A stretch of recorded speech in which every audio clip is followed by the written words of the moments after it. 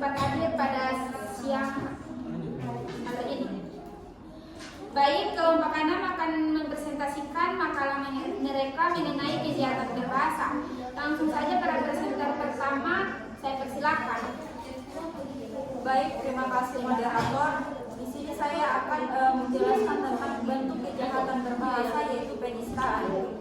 Menurut Susilo dalam Sholat Hakim tahun 2018 halaman 81, penista yaitu tindakan menuduh seseorang telah melakukan perbuatan tertentu dengan maksud tuduhan tersebut telah diketahui oleh banyak orang dan dapat membuat malu atas tuduhan tersebut. Penistaan atau nista adalah tindakan perbuatan ucapan yang bersifat merendahkan seseorang atau golongan. Penistaan juga dapat dikatakan sebuah tindakan yang menuduh dan mencela seseorang agar diketahui orang lain. Penistaan ini bersifat merendahkan individu ataupun golongan.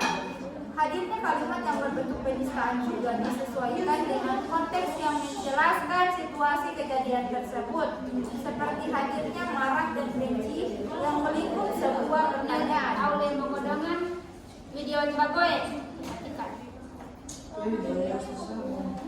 Berikut ada beberapa contoh bentuk kejahatan berbahasa, yaitu penistaan. Yang pertama, penistaan agama secara verbal. Misalnya mengolok-olok, menyindir, menuduh, mengejek, menghina, dan candaan yang tidak pantas terhadap agama tertentu. Yang kedua, penistaan agama secara non-verbal, yaitu penistaan agama yang dilakukan tidak menggunakan ucapan baik lisan maupun tulisan. Jenis pertanyaan ini menggunakan tindakan, perilaku, atau pandangan. Contohnya membakar kitab suci secara terang-terangan, memasukkan kitab suci ke dalam kloset, dan perbuatan penistaan lainnya. Yang kedua, bentuk kejahatan berbahasa yaitu hasutan. Hasutan adalah suatu tindakan kejahatan berbahasa yang dilakukan dengan berbagai macam tindak tutur. Kejahatannya berupa mengajak, memerintah atau meminta, membujuk atau mendorong orang lain untuk melakukan sesuatu kejahatan yang merugikan orang lain. Berikut ada beberapa contoh hasutan. Yang pertama, aksi massa. Serbu kantor polisi itu mereka tidak adil, ajakan langsung untuk melakukan tindak kekerasan terhadap aparat pemerintahan.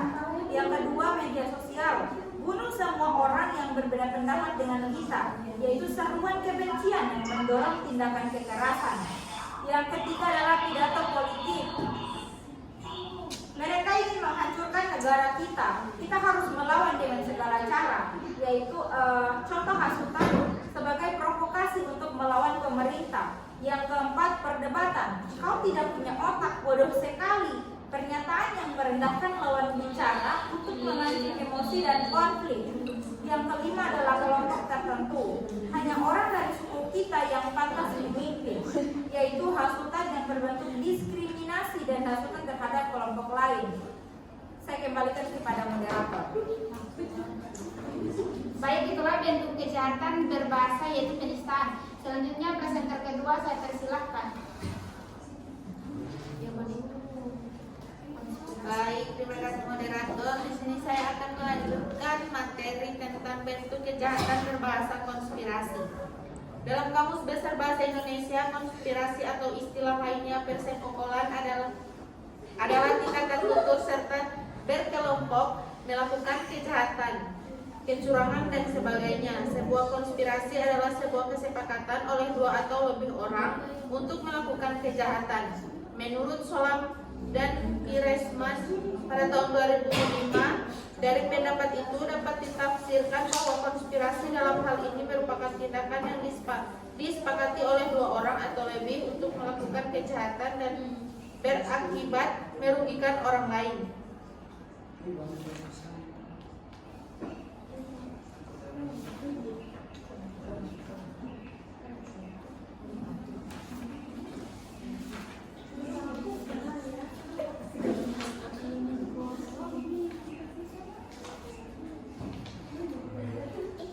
Berdasarkan uraian tersebut,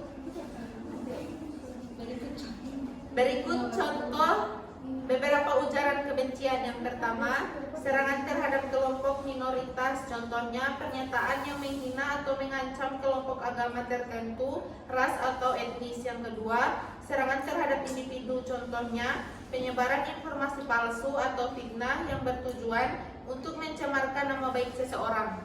Yang ketiga, serangan terhadap kelompok politik, contohnya pernyataan yang menghasut kekerasan atau kebencian terhadap partai politik tertentu. Sekian dari saya kembalikan ke moderator. Baik, itulah penjelasan mengenai contoh kekerasan konspirasi. Selanjutnya presenter ketiga saya persilahkan.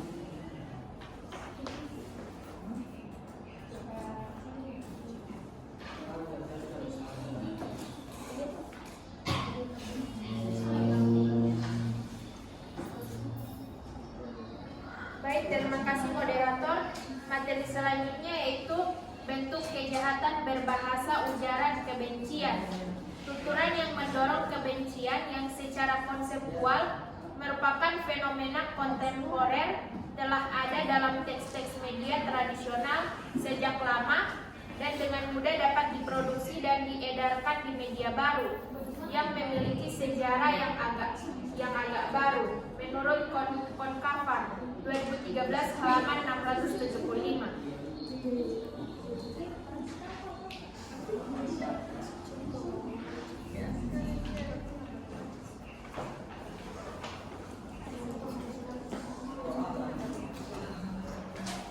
Contohnya serangan terhadap individu, penyebaran informasi palsu atau fitnah yang bertujuan untuk mencemarkan nama baik seseorang. Terus ada pernyataan yang menghasut kekerasan atau kebencian terhadap partai politik tertentu. Materi selanjutnya yaitu bentuk kejahatan berbahasa berita bohong. Hoax atau informasi bohong menjadi fenomena di Indonesia yang sengaja disamarkan agar terlihat benar. Hal ini tidak luput dari karakteristik masyarakat Indonesia yang banyak menggunakan media sosial. Contohnya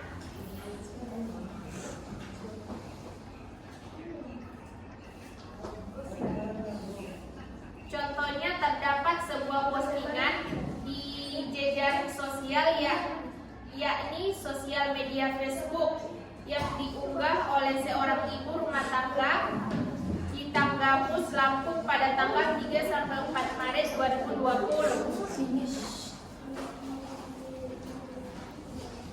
Pada unggahan pertama 3 Maret 2020, awas di Kabupaten Pringsewu ada yang kena corona, baru pulang dari Malaysia.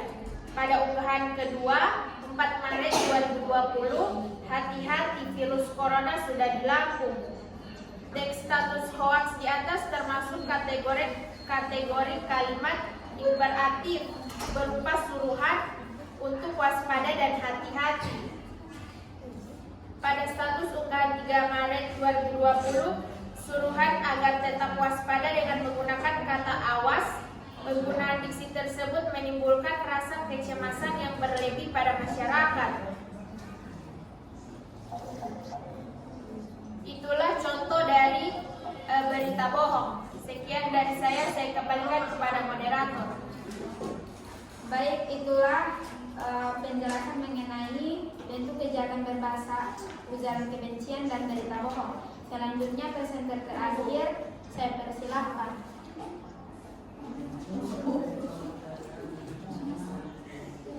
Penghinaan. Baik, terima kasih moderator. Kali ini saya akan menjelaskan materi tentang bentuk kejahatan berbahasa penghinaan. Penghinaan adalah salah satu bentuk kejahatan berbahasa pidana pada penghormatan orang lain yang berbentuk harga diri terhadap hak serta dinilai dapat merusak nama baik, citra baik ataupun kehormatan seseorang di hadapan orang lain, kelompok atau organisasi tertentu dan dapat dikenakan sanksi bagi yang melakukan tindakan tersebut.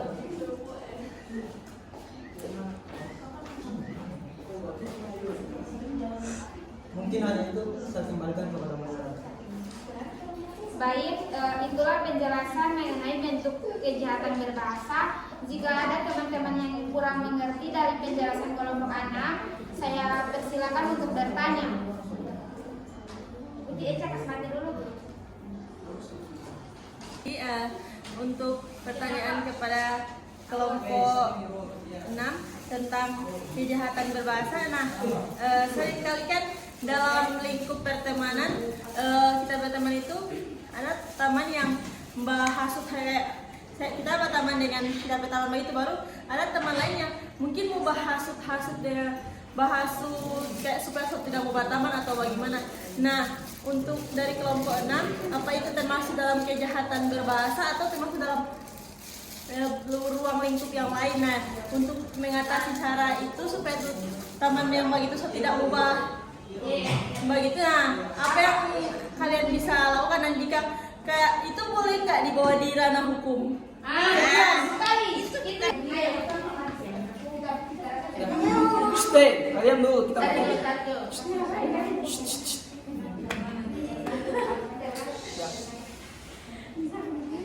Assalamualaikum warahmatullahi wabarakatuh.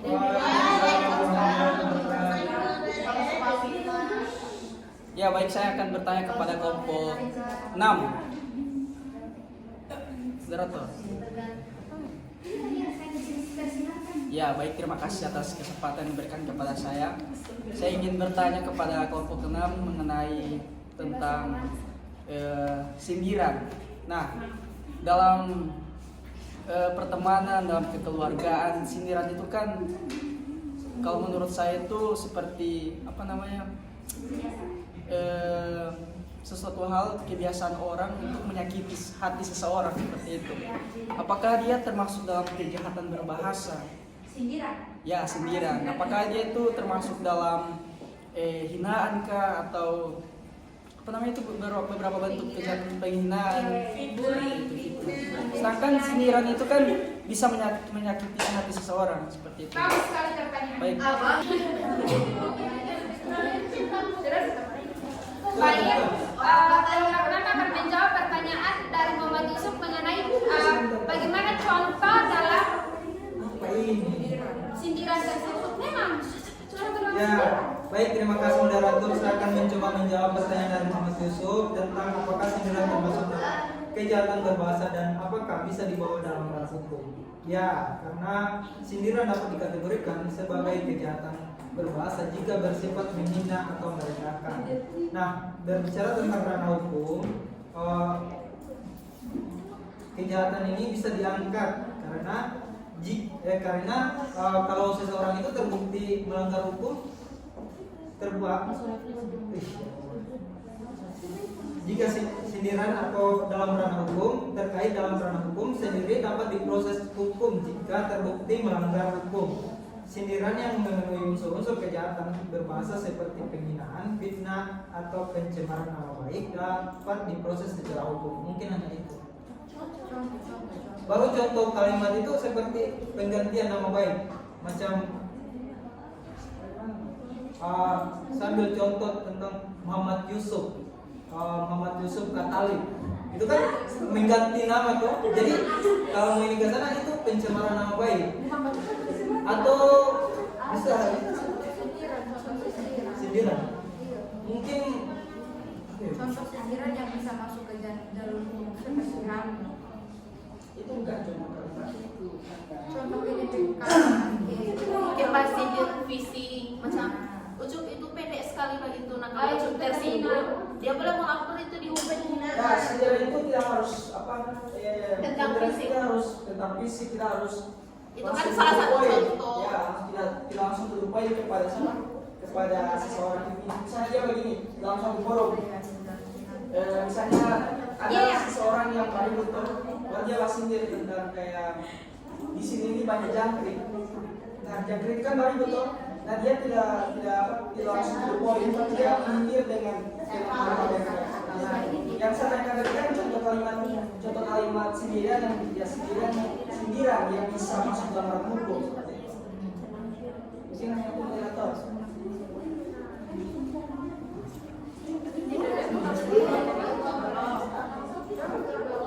baik, Saya coba menjawab pertanyaan dari Muhammad Yusuf mengenai contoh sindiran. Mungkin sindiran yang bisa dalam hukum adalah sindiran yang memiliki unsur-unsur tidak pidana seperti pencemaran nama baik, fitnah atau ancaman. Berikut contoh kalimat.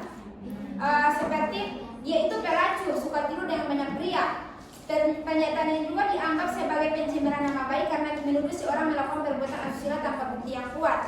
Yang kedua, dia itu suka mencuri uang di kantor. Dia juga menyebarkan gosip tentang bosnya. Pernyataan ini dapat dianggap sebagai fitnah karena menuduh si orang melakukan tindakan pidana pencurian dan penyebaran informasi yang tidak benar. Baik, itulah jawaban dari saya. Apakah Muhammad Yusuf bisa mengerti atau ada sanggahan? Saya persilahkan.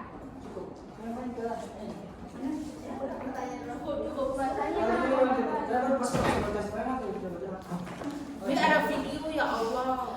Baik, itulah penjelasan materi mengenai kejahatan berbahasa. Baik, saya akan menyampaikan kesimpulan mengenai materi dari kelompok 6. Jadi kesimpulannya, kejahatan berbahasa adalah tindakan yang memanfaatkan bahasa sebagai alat untuk melakukan perbuatan melanggar hukum. Tindakan ini dapat dilakukan baik secara lisan maupun tertulis, melalui media tradisional maupun digital. Kejahatan berbahasa adalah penggunaan bahasa untuk melukai, menghina atau mengancam orang lain. Ini bisa berupa ucapan penistaan, hasutan, konspirasi, ujaran kebencian, berita bohong, dan penghinaan. Itulah yang bisa saya sampaikan. Lebih dan kurangnya saya mohon maaf. Wabillahi taufiq wal hidayah. Wassalamualaikum warahmatullahi wabarakatuh. Waalaikumsalam warahmatullahi wabarakatuh. Saya akan menjawab pertanyaan penanya ini. Baik, kelompok 6 akan menjawab pertanyaan dari Nur Aulia Mokodongan. Pertanyaannya itu mengenai apakah hasutan termasuk dalam kejahatan berbahasa seperti yang dijelaskan oleh kelompok 6, serta apakah hasutan itu akan bisa dibawa ke ranah hukum. Saya persilakan untuk Dirandauki untuk menjawab pertanyaan dari Nur Aulia Mokodongan. Ya baik, terima kasih kepada moderator yang sangat cantik pada siang hari ini. Hasutan ada beberapa kriteria. Ada nggak? Ulang. Ada video. Itu juga berbalik. Nanti mau potong. Pakai ulang ada lagi itu. Tidak ada saya jeda ini dari dia bicara tadi. Guys, terima kasih bagi itu jeda. Lanjut Jo, nanti mau potong apa Jo? Baik, Dirandauki akan menjawab pertanyaan dari Nur Aulia Mokodongan. Ya baik, terima kasih kepada moderator. Saya ingin menjawab pertanyaan dari Nur Mokodongan. Ada beberapa kriteria kejahatan berbahasa dalam hasutan. Yang pertama itu ada unsur kesengajaan. Hasutan harus dilakukan dengan sengaja untuk mempengaruhi teman dan menimbulkan dampak negatif. Yang kedua akan berpengaruh dampak negatif karena berpotensi menyebabkan kerugian atau bahaya bagi teman seperti mendorongnya melakukan tindakan yang seperti disebutkan tadi ataupun sudah termasuk dalam bentuk kekerasan. Yang ketiga adalah bentuk hasutan itu dapat berupa misalnya ajakan, provokasi, ancaman atau penyebaran informasi yang menyesatkan. Ada hasutan kepada teman itu dapat dikategorikan sebagai kejahatan berbahasa karena dia mempengaruhi orang tersebut agar seperti yang disebutkan tadi, dia termasuk dalam kejahatan berbahasa karena ada hasutan dan itu akan berdampak negatif. Jika itu berkelangsungan, dia tidak akan mau berteman dengan temannya lagi karena sudah dapat hasutan. Nah, terkait untuk dibawa ke jalur hukum itu sesuai dampaknya. Jika dampaknya itu sudah melebihi batas yang ditentukan, mungkin itu akan bisa dibawa ke jalur hukum.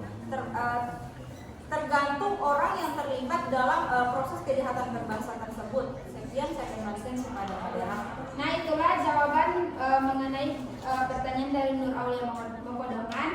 Kepada penanya, apakah pegangannya sudah jelas? Tanya sana apakah itu termasuk kejahatan di mana? Nah, cuma bilang bahas kejahatan berbahasa. Kejahatan itu kebencian kah? Ini kah dalam Itu dalam bentuk provokasi. Itu dalam bentuk hasutan kayak macam mengajak orang lain untuk sama-sama membenci itu, kayak provokasi banget itu. Apa salah satu?